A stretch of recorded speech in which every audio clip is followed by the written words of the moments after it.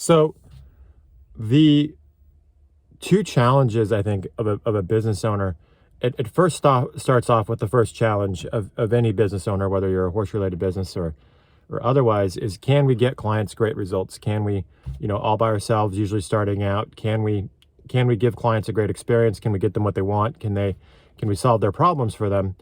And and to some degree, people do get rolling, usually get their first few clients and get them good results by themselves, right? But they've basically bought themselves a job. And so the second challenge in the entrepreneur's career is, can we do this, right? Can we provide this service? Can we provide this product? Can we do it with less of the business owner's time and still get the clients great results and still be profitable, right? Because we're going to do that with either technology, right? We might make a software to help deliver our services, or some sort of platform, or we might hire a team, and both technology and a team are expensive. So can we build enough, is our price point high enough that it basically finances a team, that it finances technology and investment for you to create a platform to deliver your services? And that's why you have to charge premium pricing usually to do that. And if you don't, then you're going to be trapped delivering it forever, because you can never afford a team or any sort of investment to help you deliver it. And that's a big trap. So not being able to figure out how to charge premium pricing, how to be more valuable, how to be a good salesman, to do that, it hurts everybody. It hurts everybody. What I mean by that is, you don't want to be the customer of a business where the business owner is slowly getting burned out because it's unsustainable. And eventually, who here has hired somebody to work for them in some capacity, some service, could be a landscape, it could be anything.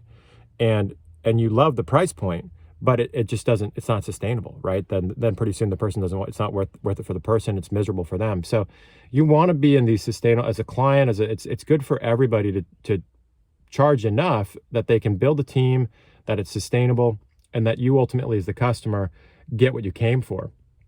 Now, if we look at the three different components of every business, when it comes to trying to become that business owner, the three different elements that you really need to solve, one is lead generation.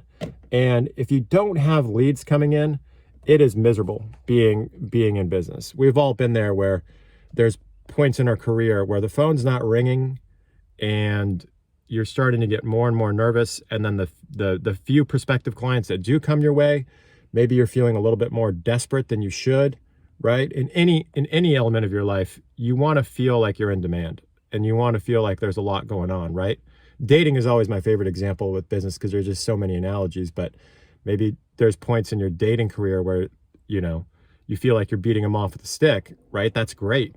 Or that was not my experience, but there's points where you're like, okay, you start to feel a little desperate. There's not as many, I don't see any prospective dates coming my way.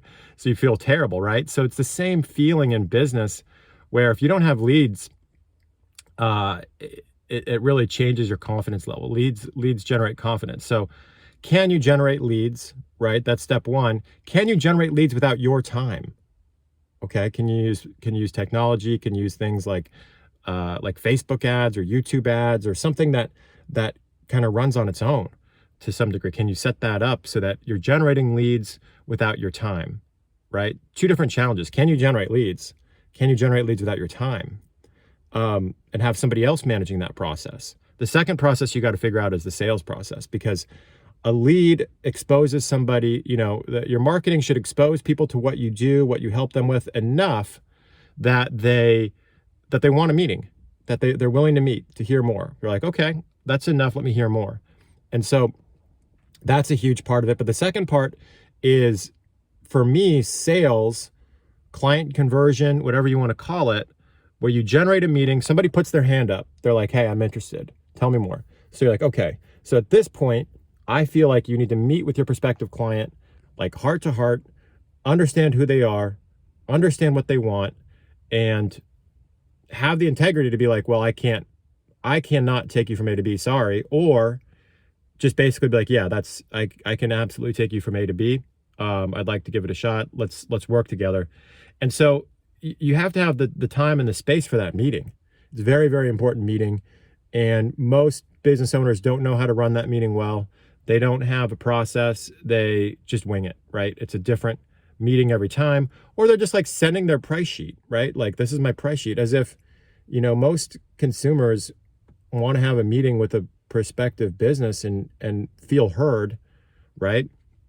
So they're not running through that process. They're being lazy about it. They're just like, here's my price sheet. If you want to sign up, let me know, instead of actually having that. So the first thing is, can you actually do it yourself? Can you actually meet with your prospective clients heart to heart, understand them, understand their story, and enroll them? And then again, the second challenge is, can you do it without your time? Can you train somebody else to do it? Or some people, set up processes with the emails and the timers where it's like, buy now, otherwise it's gone forever. And like, you can also do it with urgency and scarcity, and kind of play games with countdown timers and emails and stuff. And I've experimented with both. Ultimately I like the process of building out an actual sales team, actually training people to have these conversations and to have the integrity, enroll people when it's right, and not to. But one way or another, with technology or in games, or with building a sales team. But right, a sales team is expensive. So you got to have, again, your price point needs to be high enough that it's worth their time, right? If you're going to hire me as a salesperson, and then, I'm going to sit there for an hour and then enroll somebody for $50, like, there's just not enough. There's not enough for both of us to eat at that point. The third thing that you got to figure out is the client fulfillment in any business, whether you're teaching riding lessons, or you're shoeing horses, or whether you're selling a product. At first it's you, right? You're self-employed. You bought yourself a job. And this is where sort of I look at it like, you got to get over yourself. Because I think on some degree, right, the business owner who's self-employed, who gets hired to do a job, whether that's teach a riding lesson or train a horse, you feel like the client wants you and only you. And on some level you like that, right? We all like that. We're like, oh yeah, they like what I do and they're hiring me, and it feels great. Like, the client likes me, the client wants me. But you got to get over yourself. And what I mean by that is, you got to realize the client doesn't want you. The client wants something, right? So if I hire a riding instructor, it's because I want to ride, let's just say at a Grand Prix level. I want to ride beautifully. I want the horse to feel like butter. That's what I want. I don't want you, the riding instructor. You are like the fortunate side effect of that. I need to hire somebody. Meaning, if they created a pill that I could take and just swallow it, and then I would look beautiful on the horse, and the horse would do whatever I want. Or I could hire you to stand there and yell at me for an hour. Which one do you think I'm choosing? Right? I'm choosing the pill. So I want a result. I don't want you, I want a result. So once we realize that as a business owner, we start going to the drawing board of, can we really define the result that our clients want? And then B, can we get them there without our personal time, either through technology or through a team? And can we get people results with certainty, right? And then the other thing that you got to remember is what clients really want. Clients really want results fast and with the minimum amount of effort on their part.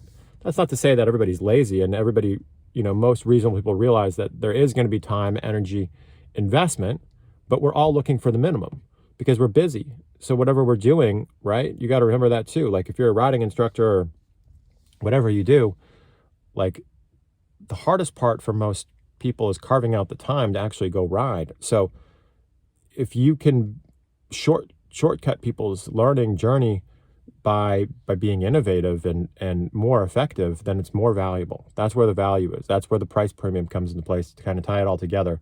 How do you charge a premium? Well, you get clients faster results with more certainty and less effort, right?